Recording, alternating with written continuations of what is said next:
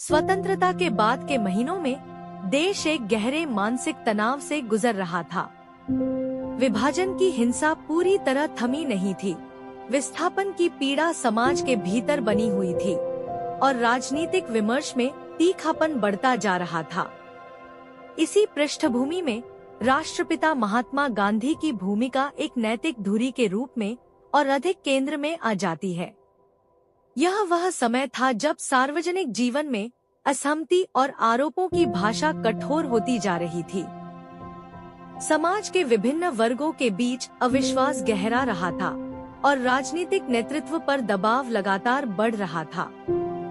शांति, संयम और नैतिक आग्रह, ये शब्द अब आदर्शों की तरह लगने लगे थे, जबकि ज़मीनी यथार्थ कहीं अधिक अस्थिर था। राष्ट्रीय स्वयंसेवक संघ इस वातावरण में पहले से अधिक निगाहों के केंद्र में था। उसकी संगठित उपस्थिति, अनुशासन और स्वयंसेवकों की सक्रियता को कुछ लोग सामाजिक स्थिरता के प्रयास के रूप में देखते थे, तो कुछ इसे संदेह की दृष्टि से पढ़ते थे। यह द्वंद्व खुला टकराव नहीं था, लेकिन पृष्ठभूमि में लगातार मौजूद था। महत्वपूर्ण यह है कि इस चरण में भी संघ ने किसी सार्वजनिक बयान या प्रतिक्रिया के माध्यम से स्वयं को परिभाषित करने का प्रयास नहीं किया। उसने न तो आरोपों का उत्तर दिया, न ही समर्थन या विरोध की भाषा अपनाई।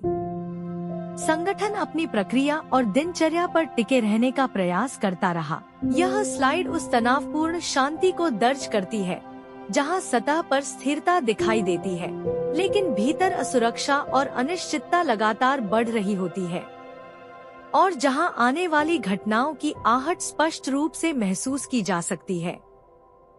जैसे जैसे समय आगे बढ़ता है, संदेह का वातावरण और गहरा होता जाता है। अब यह केवल प्रशासनिक निगरानी का प्रश्न नहीं रह जाता, बल्कि सार्वजनिक और राजनीतिक विमर्श का भी हिस्सा बनने लगता है। विभिन्न मंचों पर आरोप, आशंकाएं और प्रश्न उभरने लगते हैं।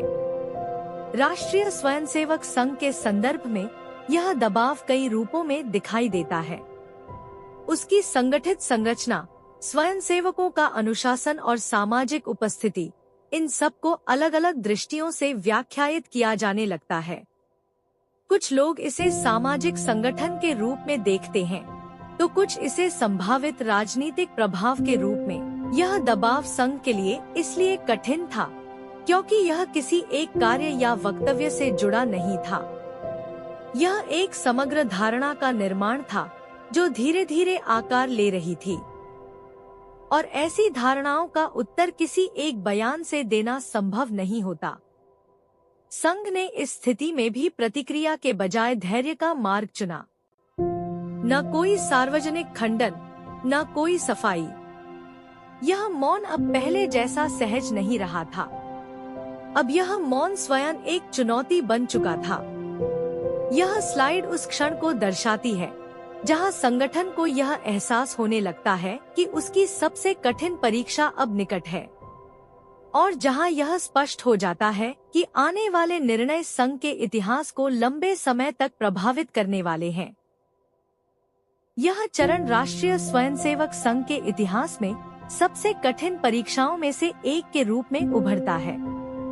अब तक संगठन ने संयम, दूरी और आंतरिक अनुशासन के सहारे स्वयं को परिभाषित किया था, लेकिन वर्तमान परिस्थितियां उस रणनीति की सीमाओं को परखने लगी थी।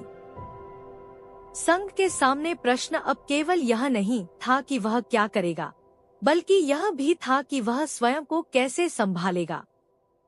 जब वातावरण आरोपों, आशंकाओं और राजनीतिक दबावों से भरा हो, तब संगठन की आंतरिक स्थिरता बनाए रखना सबसे बड़ा कार्य बन जाता है। यहाँ संगठनात्मक अनुशासन एक नए अर्थ में सामने आता है। अब यह केवल प्रशिक्षण या दिनचर्या का विषय नहीं रह जाता, यह संस्था को टूटने से बचाने का साधन बन जाता है। शाखा, दिनचर्या और नेतृत्व का संयम, ये सभी मिलकर एक आंतरिक सुरक्षा कवच का निर्माण करते हैं। महत्वपूर्ण यह है कि इस कठिन परीक्षा के दौरान भी संघ ने अपने व्यवहार में कोई नाटकीय परिवर्तन नहीं किया। उसने न तो स्वयं को आक्रामक रूप से प्रस्तुत किया, न ही पूरी तरह पीछे हटने का प्रयास किया। यह संतुलन बनाए रखना आसान नहीं था, लेकिन यही संतुलन संगठन की निरंतरता का आधार बनता है। यह स्लाइड उस निर्णायक बिंदु को दर्ज करती है जहां इतिहास अब संगठन को परिभाषित करने ही वाला है, और जहां अगले कुछ घटनाक्रम संघ की दिशा और उसकी सार्वजनिक छवि दोनों को स्थायी रूप से प्रभावित करने वाले हैं। इस चरण तक आते आते वातावरण पूरी तरह बदल चुका था। संदेह, आरोप और राजनीतिक दबाव अब केवल चर्चा के स्तर पर नहीं थे, वे प्रशासनिक निर्णयों की दिशा को प्रभावित करने लगे थे। राष्ट्रीय स्वयंसेवक संघ के संदर्भ में यह परिवर्तन विशेष रूप से महत्वपूर्ण था, क्योंकि अब तक संगठन ने अपने अस्तित्व को मुख्यतः सामाजिक और अनुशासनात्मक दायरे में ही रखा था। राज्य की दृष्टि में अब संघ केवल एक सामाजिक संगठन नहीं रह गया था। उसकी संगठित संरचना, स्वयंसेवकों की संख्या और देश के विभिन्न हिस्सों में उसकी उपस्थिति, इन सभी को एक व्यापक संदर्भ में देखा जाने लगा।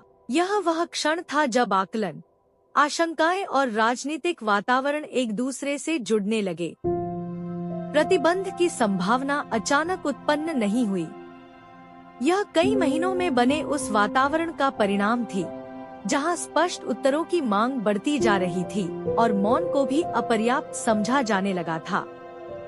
संघ के लिए यह एक असाधारण स्थिति थी, जहां अब तक अपनाई गई नीति, जिसे उसने स्थिरता का आधार माना था, अब स्वयं संकट का केंद्र बनती दिख रही थी।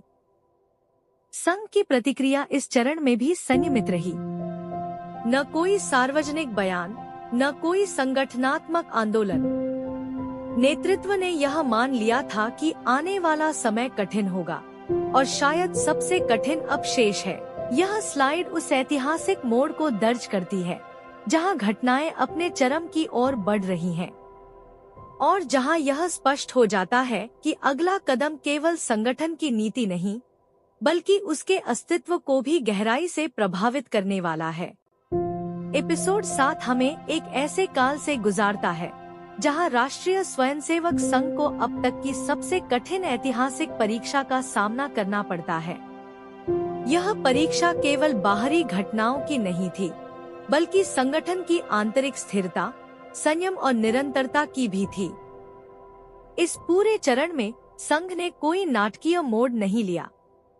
उसने न तो स्वयं को आक्रामक रूप से प्रस्तुत किया, न ही अपने अतीत से अचानक दूरी बनाई। इसके बजाय उसने वही मार्ग अपनाए रखा जिसे उसने अपने गठन के बाद से धीरे धीरे विकसित किया था: अनुशासन, प्रक्रिया और मौन। लेकिन इतिहास का यह चरण यह भी स्पष्ट करता है कि कुछ परिस्थितियां ऐसी होती हैं जहां मौन स्वयं पर्याप्त नहीं रह जाता, जहां संगठन को केवल अपने इरादों से नहीं, बल्कि दूसरों की धारणाओं से भी जूझना पड़ता है, और जहां निर्णय संगठन के नियंत्रण से बाहर की घटनाओं द्वारा भी आकार लेने लगते हैं। एपिसोड 7 यहीं समाप्त नहीं होता। यह एक सेतु का कार्य करता है उस काल की ओर जहां प्रतिबंध, जांच और पुनर्परिभाषा संघ के सामने खड़ी होंगी, जहां यह प्रश्न केवल यह नहीं रहेगा कि संगठन क्या है, बल्कि यह भी कि उसे क्या बनने दिया जाएगा। अगले एपिसोड में हम देखेंगे कि यह प्रतिबंध कैसे लागू होता है, संगठन उस संकट का सामना कैसे करता है, और उस प्रक्रिया से गुजरते हुए उसकी संरचना और पहचान में क्या परिवर्तन आते हैं। यहीं से एक नया और कहीं अधिक निर्णायक अध्याय आरंभ होता है।